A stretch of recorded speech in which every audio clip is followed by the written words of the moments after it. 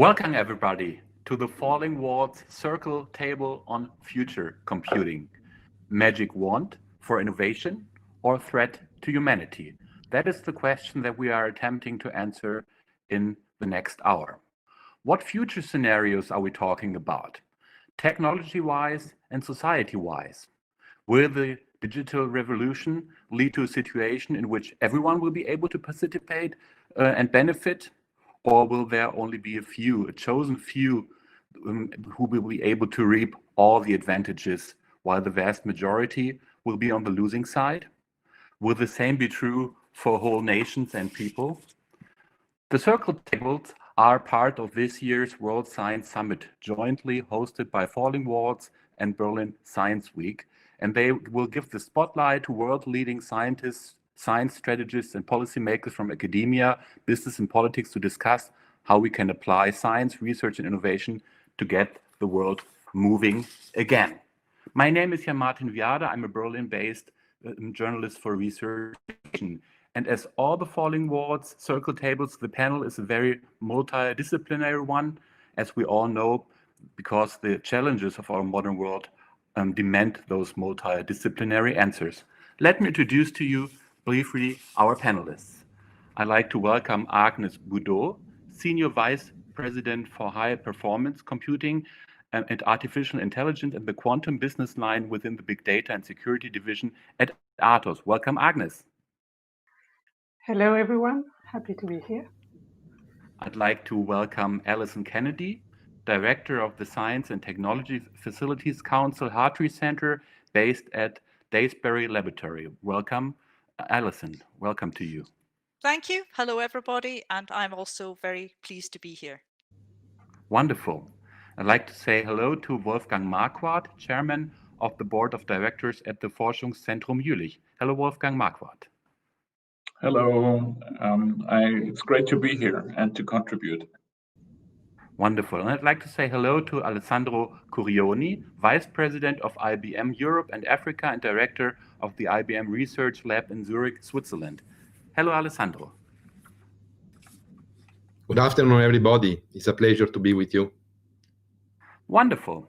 And as you all know in the virtual audience, each and every Falling Walls Circles table is also about addressing questions that you in the audience have. So please use the chat function that can be found in the right-hand lower corner of the screen.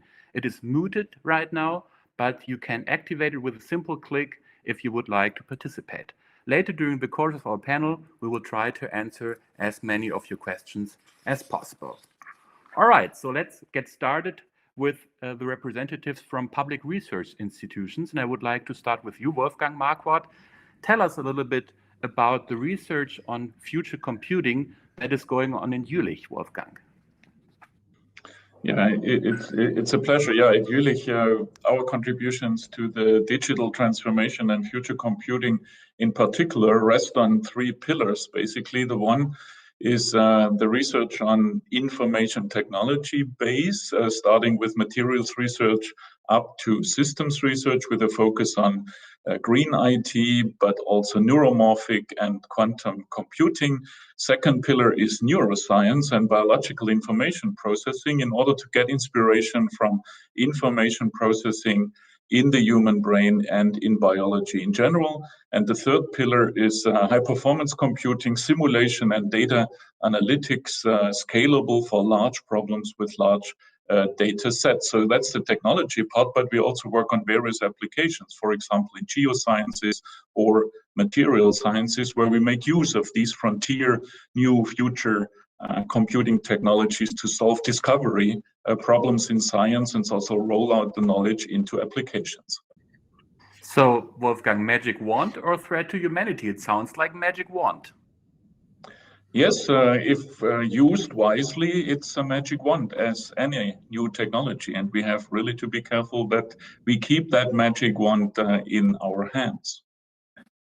So what do you mean by using it wisely? What does that consist of? What does it mean if you want to use it wisely? What do we have to do to use it wisely, Wolfgang? Well, obviously, the threat of these technologies, which we are seeing emerging at the moment, the major threat is that the collection of all the data, in particular also data about humans, private data, that these data may be used for all kinds of issues which are helping to basically empower certain groups in society. This can be companies who want to sell their goods. This could be political parties who want to influence opinion, for example. So we really need to make sure that there is a common understanding of the ethical constraints of the no-goes. And we have not only to have that understanding, we need regulation, and we also need law and if necessary, means to bring people to order who are not following these laws. Thank you so much, Wolfgang. We are going to talk about this more later on. For now, I'd like to move on to Hartree Centre and Alison Kennedy. Alison, please tell us a little bit about the work that you're doing at Hartree Centre. Okay, so the Hartree Centre is the department of the UK's national laboratories, which works primarily with industry on high-performance computing, high-performance data analytics, AI, and in the future, we're also beginning to look at quantum computing. So the idea there is that we do challenge-led research. We have an overview. We have good facilities, good HPC facilities, a large pool of people, and we work with industry. We look at what are the challenges facing industry and how can we apply the research that's been done in the UK and elsewhere using our facilities to provide answers to problems facing industry. For example, we're doing work on areas such as computer-aided formulation, where we're using computers to work with companies to see if we can make new chemical products, soaps, washing powders, more environmentally friendly. We're doing work on digital twinning, where we're working with big organizations to develop twins of physical constructions so that we can look at environmentally good ways of maintaining them. We're doing work on repurposing drugs to see if we can use them in new areas. So a whole range of things there where we are trying to be a magic wand for innovation, using the technology and looking for good ways to apply it for the benefit of society and industry. And you also call technology a positive force for change. You also say that it's important to have diversity on teams that are working on future computing. Why is that important that you have diversity? For me, I think it's really about looking at the range of problems to which we can apply solutions. We're working in a new area. Most of the team working at the Hartree Centre are similar ages to my children, so they're late 20s, early 30s. We know that there are huge numbers of new areas opening up where the application of technology is going to be important. So I think it's really important that we have a whole range of society who's able to look at what are these challenges and think imaginatively about how we can apply something that's been developed in one area as a force for good in another area. Which also shows that there's a strong connection between the technology and the social environment that needs, and there's a connection between the technology and social sciences as well. Thank you so much at this point. I'd like to move on to Agnes Boudot and to the corporate world. Atos is a French and multinational IT service and consulting company specializing in high-tech transactional services, unified communications, cloud, big data, cybersecurity services. So it's all about computing, basically. And especially you are in charge, as I said, of high-performance computing. So what's the next big challenge that you're up to at Atos, Agnes? Well, there are many challenges, basically. As in charge of HPC, AI, and quantum computing, our main goal for sure is to develop the supercomputers and the full kind of solutions to bring this to the scientific community, in the industries or in academic research. And really, our goal is to develop the best tools for that. It means hardware research, it means software research, for us to build these tools. And when I'm saying tools, I'm really thinking about computing infrastructure. So this is the first work that we have for today, but also for the future, and to integrate the best of the technology available on the market, or to select it and to really make the most powerful tools. But it is also articulated into two main areas for us. The first one is the power efficiency. We are very let's say, focused on decarbonization, as we call it today, but meaning it's taking the best advantage of the energy to bring that to the power for computing. So we want to provide this to our users, our customers, in our supercomputers, and that will translate into developing the best of the technology for that, and to work through this decarbonization, so to really have as green energy or best usage of the power that we have from the supercomputer. Mm-hmm. The second very important point is our focus on European technology, and that we have started developing 15 years ago, and for which we want to bring more and more value from the European industry in our solution as well. Mm-hmm. That's a very interesting point, your focus on Europe. So how is Europe doing technology-wise compared to other world regions? And I think this is one of the things, the challenges that you're working on. Yeah, absolutely. I mean, we've been, as I said, we've been starting at Bull first, then Ethos, as building this supercomputing story. So we do have today 100% of the design made in our company. We have 100% of the manufacturing done in our company as well. And what we tend to do now is to increase the value that is really coming from the components of the supercomputer. So we have, let's say, 30 to 40, 45, depending on the type of technology we're selling. The components are really developed as well by Atos, but now or by the European components that we can get.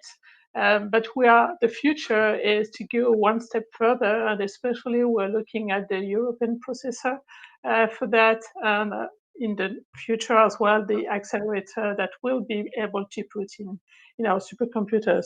Last but not least, I mean, we are also working on the quantum computing technology, as you know, and this has to do today for Atos in terms of more focus on the software side with quantum simulation solution. But we do have also a very big interest in developing quantum accelerator by 2023, and mostly by using European components. Mm-hmm. Thank you so much. Alessandro Curioni at IBM, you have many technologies that you're working on right now, but maybe you can just name one or two future computing technologies that you find very interesting right now that you're working on.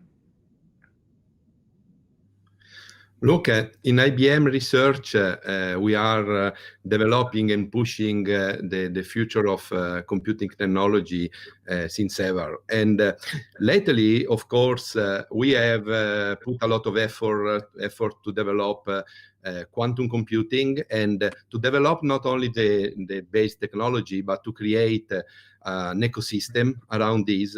We do have an hardware roadmap for quantum computing that is real.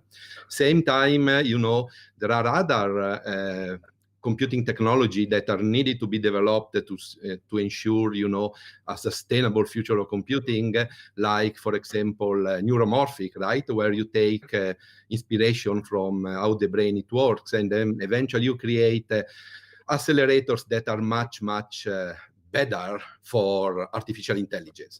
That is a realm of application. The second thing is all this technology together, right, alone will not be able to really create value. We need, in a way or the other, push the convergence of this technology, AI, quantum, supercomputing, right, and eventually create overall solution and application that help to address real problems. And there we have a strong focus to create accelerated discovery workflow for science, right? For example, material science. And the third thing that to me is equally important is once you have done all this, you want that this know-how, this ability, these applications, right, can be used not only, by the top industry in top computing centers, but eventually everybody, right, that can take advantage of this. So how we take all this and eventually deliver through an hybrid cloud infrastructure. And you think that collaboration is very important. You wrote me beforehand that this is not only about IBM, but this is about collaboration between companies and also with the research world. Maybe you can elaborate a little bit on that. Why a collaboration is especially important? I do think that this is a very important point because, we are always speaking about technologies, but technology per se alone, they don't create value. They don't solve problems, okay? To solve problems and to create value, you have to do two things. One, to create an ecosystem that is able, for example, to take technology like quantum computing, right? And then create value and solve problems. Okay, so that is something that we are doing, trying to create an ecosystem. The second thing is there are problems that are so difficult to be solved. Think about the coronavirus crisis, right? Super difficult to be solved. You need eventually the help of this type of technologies, right, to accelerate the discovery of a solution. But you can do it only if you get global collaboration. A single nation, a single company, a single continent will not be able alone to solve, for example, a problem like coronavirus. So technologies are developed, pushed, and eventually created everywhere in the world. But if we want to solve global problems, we do need to get and push global collaborations. But normally companies are about getting their own profits, Alessandro. How does that work? Yes, so that is exactly the point, right? You create technologies, you create a platform, you create solution. Most of the monetization, as I was telling you, come right from the user and the integration of this technology in the ecosystem. Okay, that is one thing. But when you want to solve global problems that eventually will be able to create even more value for everybody, including company, you need to enlarge the reach of the collaboration. And you need to find new way in which companies, government, people, academy are working together to tackle these problems. Mm-hmm. Each of them creating value, right, for what is important for the institution, mm-hmm. being money, or eventually better life condition or sustainable mm-hmm. condition for our development. Mm-hmm. So let's leave the technology for a minute and please take me on a little journey to the solutions, to the innovations that we will see in the next 5 or 10 years. And there's also one first question from the audience that goes into that direction. How do you see the evolution of the internet happening in the next 5 to 7 years as quantum computing is accessible for the public and cybersecurity will be under serious stress? So maybe you can take me and our virtual panel on a journey. What becomes possible, not technology-wise, but in terms of solutions for society? Maybe Alison, you would like to start? For me, I think one of the important things that we have to do in Europe is to continue to work on the democratization of technology. I think we have to be very open about what's available. I think we have to put safeguards in place wherever that's possible. But unless we are open about what we're doing, then we are not going to come up with solutions that meet society's needs. I think we're lucky in a sense in Europe that we perhaps don't have as much money going into research as, say, the States, but everything we do is not driven primarily by military considerations or governmental cybersecurity. I think we have a different approach to it. We have a regional approach to it, and I think this gives us a strength. So, as I say, we have to be careful, but we can take a different approach and one that will enable more people to be involved in providing the solutions and benefiting from them. Agnes, maybe you can tell me a little bit more about the future that we're going to see in 5 or 10 years. I think quantum computing obviously is going to be very important for the future, and just like AI that we've seen emerging, and then being stronger and stronger, it will help. I mean, solving some problems, challenging, technical, difficult point as discussed earlier about things that we don't know, and it brings tools through the new algorithm, new technology to make things in a shorter window time and to do some extreme scale type of research. So quantum for sure is important. But I think it's much further, the data analytics, the machine learning thing that is going to expand largely. Back to what is important in that respect to me is really the data quality that we'll be able to collect. And as I said before, I think the sharing of the data as much as we can do between countries, behind the country barriers, I would say, are important, but still protecting, of course, individual information. But if we want to address some of the problems, let's say for some diseases that are, present at a low level, not necessarily like coronavirus, for which we have already had an example, but often diseases, let's say, we need quality and data quality coming from different countries. So we'll have to have this sharing of information and this ethic between the countries to be able to do that. Now, as Atos, we have to work developing the tools, and so the supercomputers or the computing facilities to help on that definitely, and to bring these elements for the scientists and to work on this research. Mm-hmm. Wolfgang, as Alison said, there are some world regions that are investing much more money in research on computing, on future computing, in AI or whatever you want to talk about. So the question is Europe lagging behind? And if yes, what can we make out of it? If there are some big players around the world that might dominate the development of the next couple of years, and maybe Europe, Germany, and other places are lagging behind, Wolfgang? Well, there is no yes or no answer. Let me combine this question with the one you had before. Let us look at the next 5 to 10 years in relation to the Internet of Things. We will see the move from concept to reality. All the objects, any single object will have intelligence.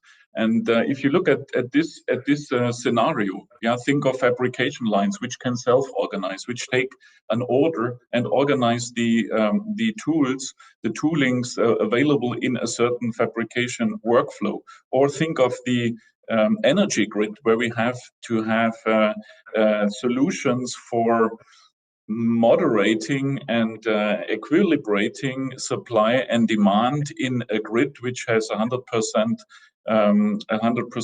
renewable sources. In all these cases, we move intelligence into the components. That means we have an amalgamation of computing technologies, of digital technologies, and say the classical technologies, components of technical systems by and large.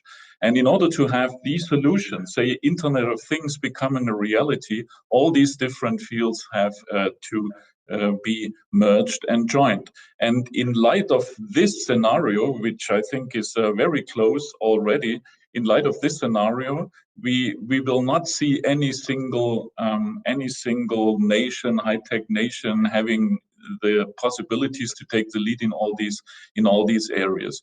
It comes to contributors for various technologies, and we will see systems integrators who are able to do these enormously complex systems, to design them, implement them, operate them, and also maintain them.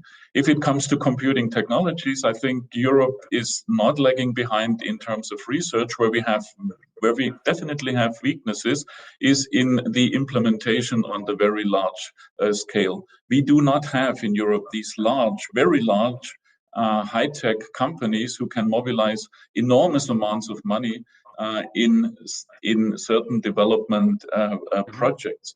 And the only possibility is to join forces among the companies in Europe, and also the forces between the research organizations and the companies. We need new innovative formats. Some of them are at the trial stage, but I don't think we are already there. The ones I think of is IPCEI and the like, or the larger European flagships. But still, there is a lot of need to improve, to have better settings to organize these collaborations. Thank you so much. Alessandro, will IBM be able to compete with the big companies from California in the long run? What a question. So IBM at the moment on these technologies, it's as I was telling you, we are leading both in the technology-wise and in the creation of an ecosystem. Again, quantum, we have been working for this for more than a few decades. So now we have 20 real systems. We have a community of 230,000 users. We have run 200 billions of execution on these systems. 150 partners worldwide. So that for me, it's leading in this direction. Okay. So you feel on safe. the other end, no, safe. It's a word connected to survival, right? I do believe that, especially when I'm thinking what we are doing in IBM research, we are trying really to predict what will be the future, right? Inventing it. Yeah. So that is why I have a bright view from the technology viewpoint on what we could do. On the application, the creation of value, I go back to what I was telling you before. It is really very important that we create the right ecosystem. And when I say the right ecosystems, I mean, an ecosystem that allow, protection of data and use data at the same time. Okay, that create the right infrastructure that allow this to happen, but also that create trust in the society, right?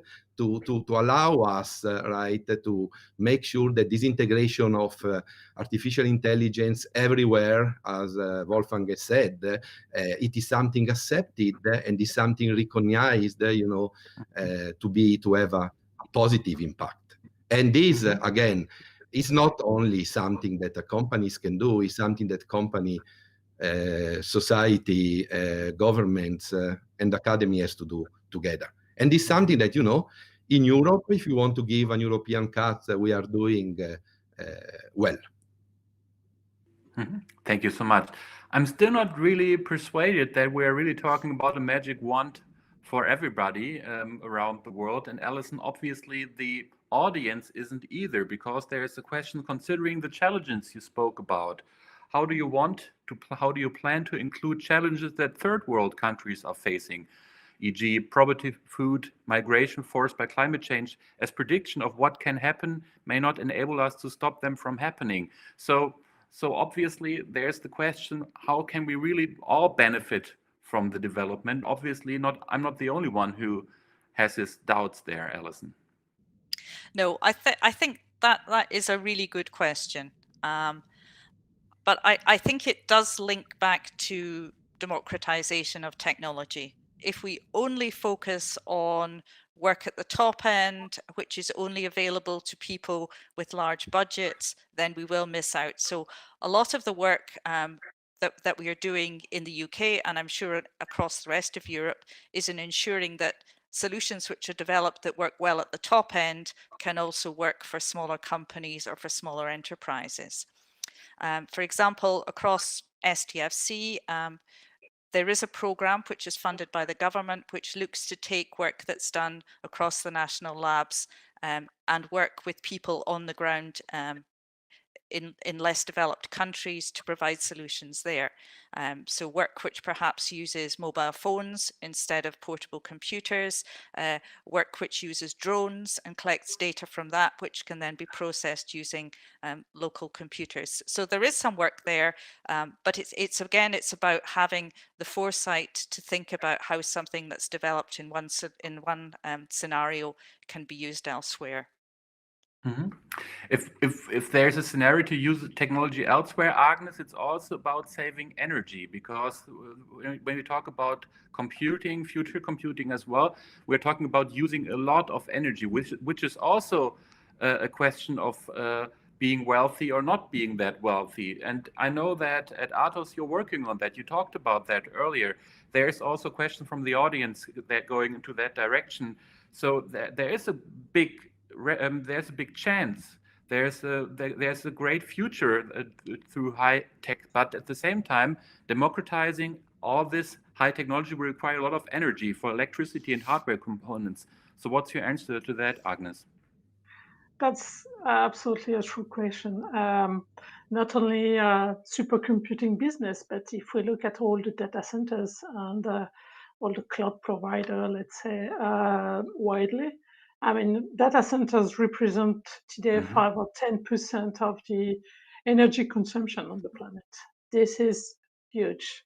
And we definitely need to balance the usage that we need to have, and also going forward with all the IoTs that was mentioning earlier, all this electricity consumption everywhere at every minute, I would say, and also going in through all the country all around the world, not only very advanced, let's say, zone of the planet.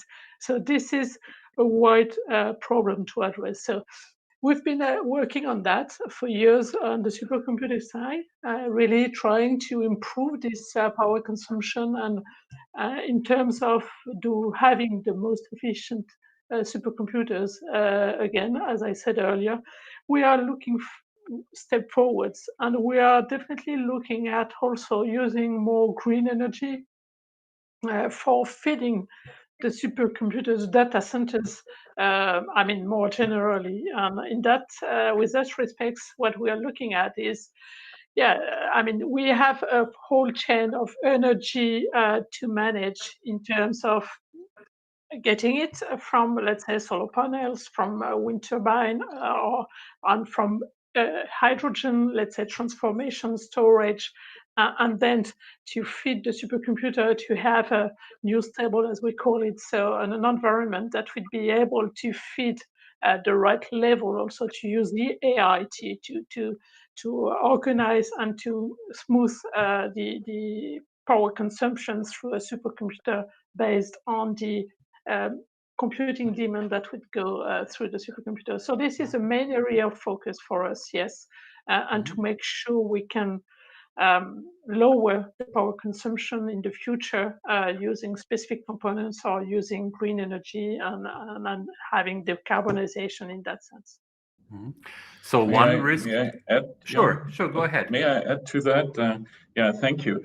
Yeah, if again look at the scenario where we have ubiquitous computing, really, so chips, processors everywhere, and this is the vision we all have. Yeah, look at self-driving cars, look at the Internet of Things in production, smart home, smart grid applications. If we just do a rough estimate about the electricity consumption necessary to make self-driving cars on the large scale a reality, we clearly see that the technologies we have today in our hand is not sustainable, definitely not sustainable. We will not be able to come up with the extra electricity demand with current technology. So it's not a matter of generating that electricity renewably. That's one part of the coin. The other one is we really have to work on efficiency. And Alessandro was mentioning neuromorphic computing, which are based on also new material solutions where we can reduce the energy demand significantly, because we can learn from the brain that processing and storing information can be done at the same place, at the same location. So we lose all the transmission the transmission losses. So we omit and avoid the transmission losses in a processor. So without these technological breakthroughs, radically new, different computing technologies, which are amenable to distribute them to the edge into mobile applications, smart home, smart grid solutions. Without those, we will not make the transition we are all hoping for and are talking about. Mm-hmm. Thank you so much. So one thing is energy saving if you want to democratize technology. The other thing, Wolfgang, is what makes you so optimistic that we won't see the top 5, top 6 companies from mostly California, that they will just rule everything in a couple of years, that they will be the leaders and who they will decide what technology goes to whom and who can use it, what data they will be able to use a lot of data, and they will be maybe some kind of a monopoly. Actually, they already are. So what makes you positive that this might not be happen, that there is a chance for democratic innovation, democratic digital revolution, Wolfgang? I'm not at all optimistic that we will see a concentration of power in that business. It would be rather naive, I think, to think that democratization of digital technologies is something we just have to do.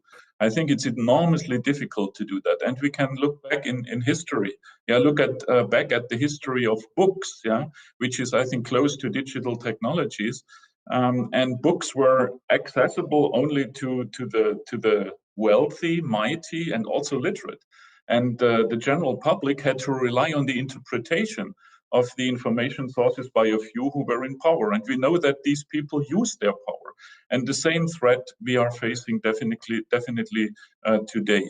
And there are various lines of actions I can see, and none of them is the magic wand of solving that problem. So democratization means and should mean that digital technologies are a public good, are becoming a public good, a common good even, which is accessible by everybody. And in the field of data, in the field of software, there is a strong move. Yeah, think of all these open data and open software initiatives around the world.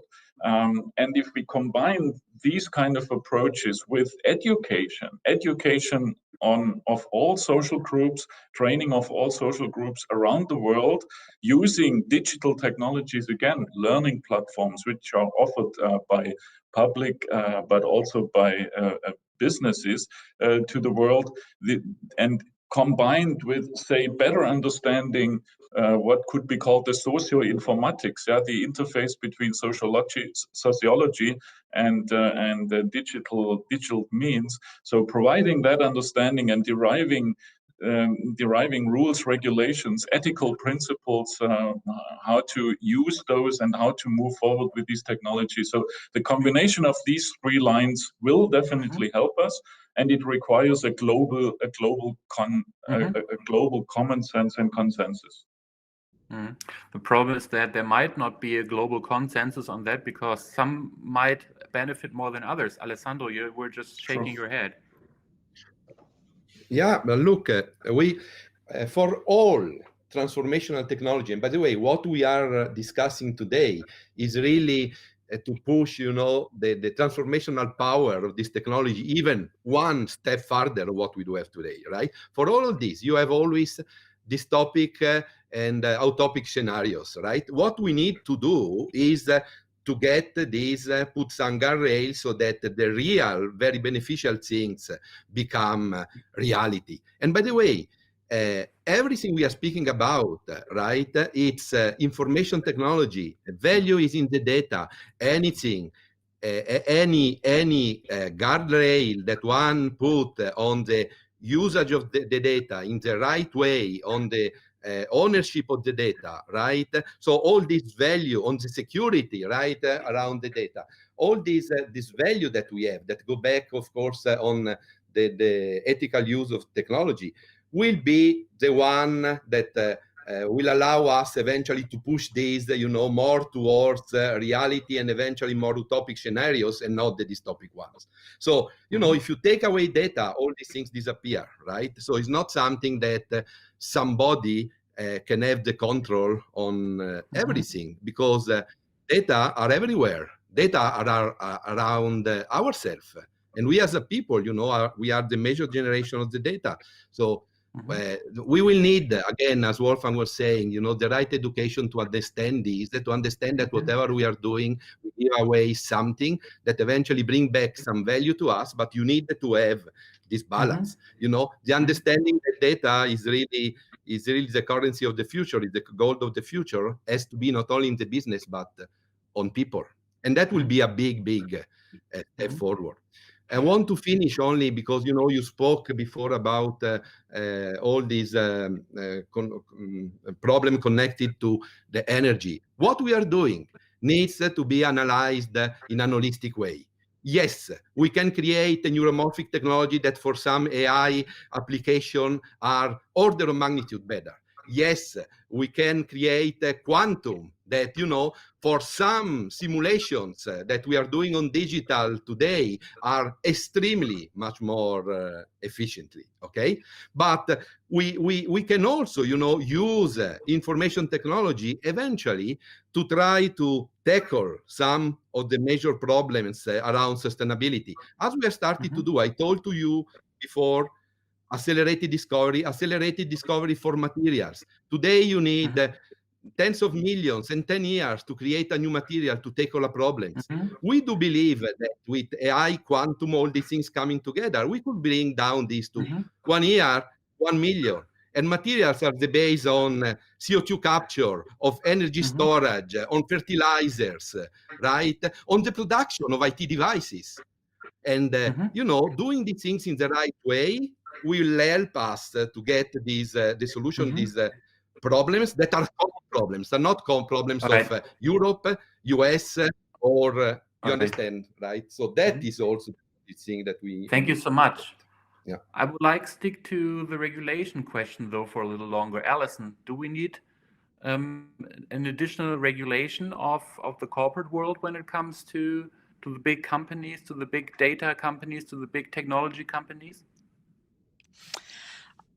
I think it's difficult to be very specific about what kind of regulation is needed. I mean, certainly, I think there need to be guidelines on ethical use of data, what can be collected, what can't be collected, more knowledge amongst the general public about how their data is going to be used. For example, every website you go on asks you to click to say that you've understood their policy. Well, nobody actually reads these things, but so that people know that we are not going into this that we are going into it with our eyes open. So I think one of the examples of the sort of thing we have to be aware of is we talked briefly about smart cities. So if you're living in a smart city, there's huge potential for good, but there's also huge potential for your data to be misused.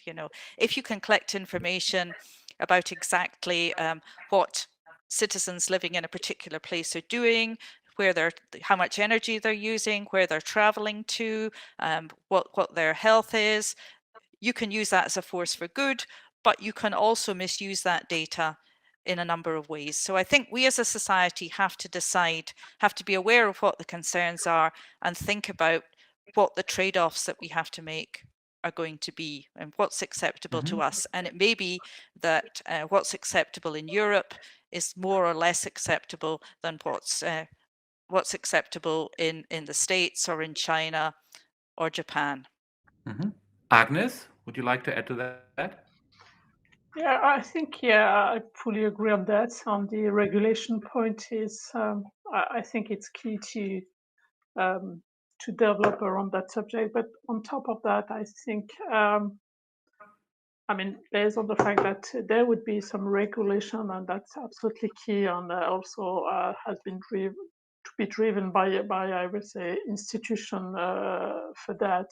I think that the data quality is very important as well, and what can be representative of a big amount of data that needs to be analyzed to make research and to drag some conclusion. This is one of the main challenging to me, this aspect as well, to figure out how we we make sure we capture the right elements, that when we dig into a problem, but it's back to talking to the scientists that know about what they are expecting to search from a panel of data. And that's where I'm back also and circulating back to the collaboration aspects that we need to have. And for us, when we are developing tools, when we are developing software, when we are developing ways to go further with the tools we're giving to the community for supercomputing, we need to have the feedback, we need to have this understanding also from the scientists on what they search for, to make sure we develop the right tools, and this is to me essential as well. However, we are talking about collaboration all the time, but there's still a lot of skepticism also in the audience. There's one question: how realistic do you believe is the scenario of global collaboration in technology given the current rising political tensions? So we're all talking about collaboration. At the same time, we observe a politically complex world, maybe as complex as ever, you know. So where is the room for collaboration there? And this is a question that goes to everybody, or in this time of political tensions. I think Wolfgang? Agnes, please. Agnes, go ahead. Agnes, go ahead. No, just I think in HPC world, there's always been some collaboration between the institutions, between the industries, between the suppliers, like we are at Ethos. I mean, there's no way of doing our job without this collaboration, without the thinking that what we need to develop to bring the future tools is not the base of the discussion. We are really, I mean, before we can put things on the market, we need 18 months minimum. So we need to have these upfront discussions to see where we want to go together, what we need to go one step forward, what we need to put into our technology available on the market. So this collaboration goes definitely, to me, between the industrials that are providing the technology to the scientists. And this is not only for supercomputing, this is in many different areas to me. And this is absolutely essential. And we do have this research institute, government and industrials work together at different level, European, country, and sometimes worldwide as well. Wolfgang? Yeah, so, well, I'm not that. First Wolfgang and then Alessandro, please. First Wolfgang okay, and then Alessandro. Yeah, thank you. Yes, there are obvious hurdles to overcome in order to make global collaboration really a reality. But we should be aware of the fact that this is not in the first place. I think it's not a matter of the technology providers, say the companies. I think it's more a matter of public opinion. If you look at the drivers for hindering the global cooperation, then it's protectionism and populism, which has its roots basically in society, in individuals, in groups of individuals which are strongly voicing their opinion. And that's why I think we definitely need to have an informed public and political debate on all levels. And that has to be a common understanding on a global scale, that without that public and informed debate and political debate, we will never agree in a consensus of what the very basic rules of collaboration for the future of mankind and the benefit of mankind, of every one of us, can result in. So that is, to me, that is the way to go. And this has to end in a completely new understanding of, say, the nature of humanity, the nature of humans. And that means we need to come up with a new set or an additional set of ethical principles which guide our doing on the individual level, on the, say, corporate level, and on the political level. Okay. Alessandro? Please go ahead. Look, can you hear me? Yes. Can you hear me? Yes. Yes, okay. perfect. Competition is not something. competition is not something negative. Competition is something positive. Okay, and eventually in technology, whatever artificial barrier one can create, if you have a piece of technology that is really much better than anything else, right?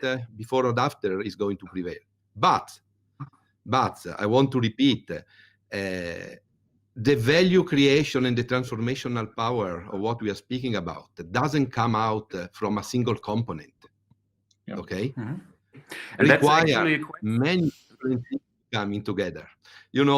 It's yes, single component can help, but if you don't have all the rest, the value is zero. So that is why also collaboration and competition can happen at different levels. And once you get maybe to try really to tackle a problem, right? I was mentioning the COVID. Certain barriers disappear and collaboration become easier, and we have seen it, right? Especially during this time, how much easier people went and started to collaborate, share resources to try to fight this problem. Okay. Thank you so much. So you already answered one more question from the audience that was to you, Alessandro. In your experience, how open industry is to take part in an ecosystem building exercise, as this always will not offer a competitive advantage for a corporate, at least at an initial stage. So basically answered that question already. Before going to a final round of statement, Agnes, there's one more question for you. Thank you for your answer, Agnes, about energy. I agree with Wolfgang about efficiency, especially with the exponential amount of data saved. What about the environmental impact of hardware component resource? Do you think that high tech will touch its limitation by the limitation of our resources on Earth? What about low tech for AI and data analytics, Agnes? It's not an easy question. We are trying to find new components for sure on the hardware side, and to keep answering the demand of having always higher capacity on the technology. I mean, this has been a big jump, let's say, from the traditional processor technology to the GPU, that is mostly and highly used on artificial intelligence, for instance, but it's also eating and consuming more energy. And this is one point, yes, that we need to address and think about low power energy on some hardware components. One thing that is, to me, very important is also the software piece and how we can better use all this hardware, how we can also develop new elements, and this is also, of course, high value technology, and how we can develop more on the algorithm generation, on the software, on all the tools for using distributed environments, lower power elements at the edge, and having all this combined together. So there's a big work as well on the software side, I think, and also using artificial intelligence to generate as well software. So this is one piece of the answer, and definitely a great challenge as well. Thank you so much. Well, we have to also in information technology, I think we have to follow the principles of circular economy. We know how hard it is to recycle technology components, mobile phones, computers, whatever, if they come to the end of the life cycle. A technically extremely difficult problem, and I think that has to be solved. And we are far from that. Thank you so much. Thank you so much. We have just a couple of minutes left for a final round of statements, and I would like to hear each and every one of you on your biggest hope when it comes to future computing and your biggest fear. So as a summary of our discussion, not more than 1 minute per person, and maybe Alice, would you like to start? Your biggest hope, your biggest fear? I'll maybe put it in the opposite order. One of the things that I have learned from this, taken away from this discussion, is the importance of public engagement. So at the Hartree Centre, we do a lot of work with groups of companies. We get them together, we talk about what the challenges are, and we use their insights to drive the sort of applied research that we do, so we can come up with solutions that meet their needs. So I'm positive about that sort of approach, that we need more discussion, more understanding of what the choices that we have to make are. So I think going forward, this sort of discussion has made me realize that while the technology is very promising, while we all have good ideas about exactly what we'd like to do, particularly with the challenges of data and the chances that data can be used in ways that may or may not be acceptable, we do need to have more consultation.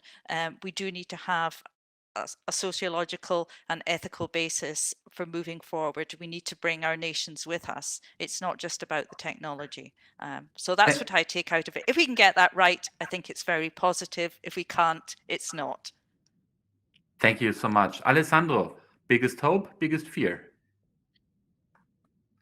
Our biggest hope is that in 5 years from now, right, in the same round table, we could say that, this technology helped really to tackle at least a couple of what are the United Nations Sustainable Goals. And the fear is that due to the fact that we are not able eventually to take away the boundaries and not, create the right trust, that in 5 years all these will not happen. Thank you so much. Wolfgang? Well, the central problem, I think, is non-technical. I'm very confident, so I don't have to hope for that we see a lot of technological progress, and also to the benefit of individual groups. My biggest hope is that we really make progress on concrete terms with what has been called democratization in this discussion. And that also means we have to create awareness, everybody, that this is probably the most important thing. My biggest fear is really that the technology is misused for manipulating individuals and also public opinion. And that's probably the hardest to make sure that it doesn't happen. Thank you so much. And Agnes? My biggest fear, maybe the biggest threat, I would say, to me, is that we don't take enough, all of us, personal or professionally, this subject of the threat for humanity, and that we don't take the urgency. I mean, so that we are not enough involved, each of us.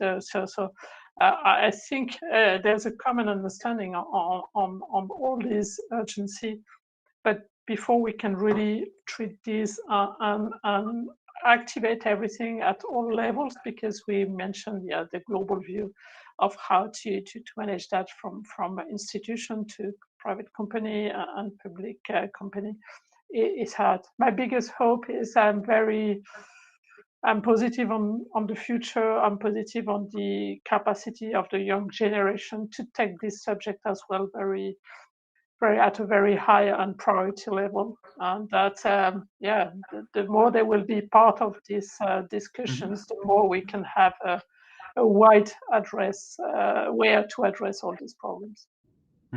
Agnes Boudot, Alison Kennedy, Wolfgang Marquardt, Alessandro Curioni, thank you so much for this very interesting discussion, and also thank you in the virtual audience, for bringing in your questions, and thank you, Falling Walls, for bringing together this very interesting panel.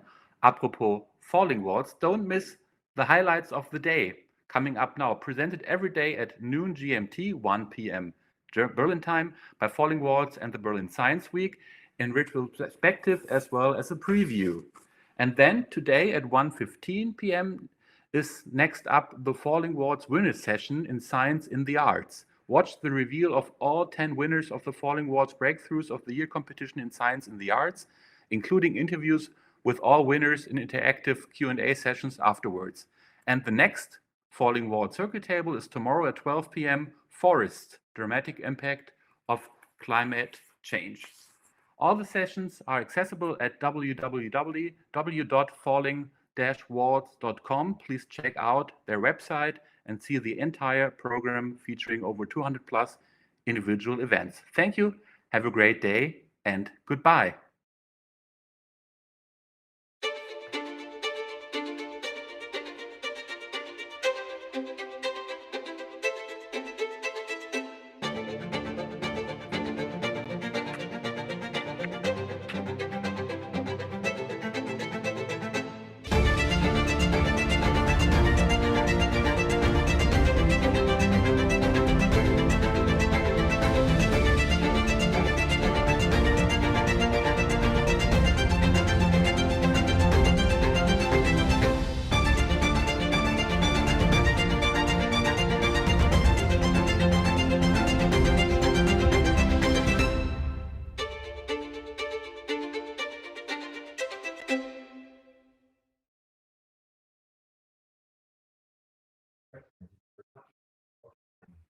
Thank you so much, everybody.